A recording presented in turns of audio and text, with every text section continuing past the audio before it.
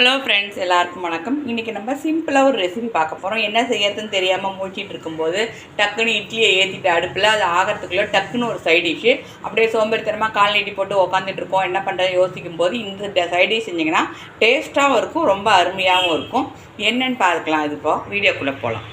ரொம்ப ஈஸியான ரெசிபி. இவ்வளோ ஈஸியான ஒரு ரெசிபி, அதே நேரத்தில் டேஸ்ட்டான ஒரு ரெசிபி இருக்க முடியாது. இதுக்கு நான் கடாயில் கொஞ்சமாக எண்ணெய் விட்டுருக்கேன். ஒரு 2 டீஸ்பூன் போல் எண்ணெய் விட்டுருக்கேன். எண்ணெய் நல்லா காயட்டும். என்ன ஒன்று டிஷ் பேர் சொல்லேன்னு பார்க்குறீங்களா? ஒன்றும் இல்லைங்க, நம்மளோட பொட்டுக்கடலை குழம்பு ஈஸியாக பண்ணிடலாம். வாங்க எப்படி பண்ணலான்னு பார்க்கலாம். இதுக்கு எண்ணெய் காஞ்ச உடனே கடுகு மட்டும்தான் அதுக்கு. இதுக்கு பருப்பெல்லாம் கிடையாது. கடுகு நல்லா வெடிக்கட்டும்.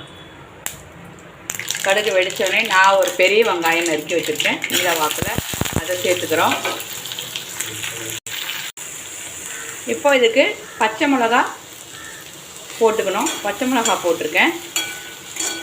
காரத்துக்கு தப்ப இது காரமே பச்சை மிளகா தான், காரத்துக்கு தகுந்த மாதிரி போட்டுக்கோங்க.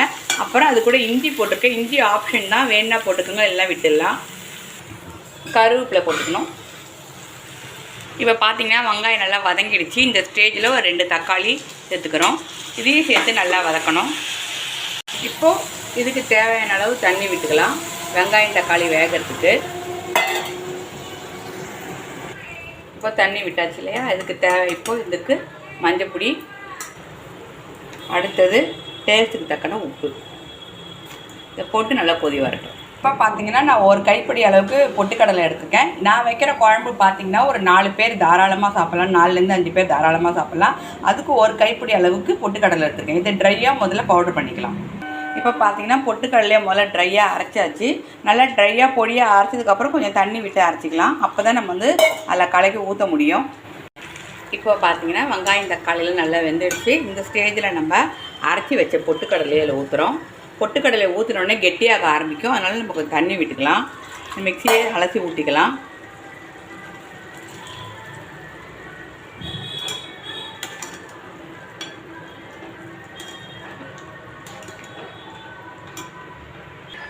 இப்போ பார்த்தீங்கன்னா நல்லா கொதி வருது. இந்த கன்சிஸ்டன்சியில் இருந்தால் போகிறோம். நல்லா திக்காக இருந்ததுன்னா நீங்கள் இன்னும் கொஞ்சம் கூட தண்ணி விட்டுக்கலாம். இப்போ இதில் மல்லி தூவிடலாம்.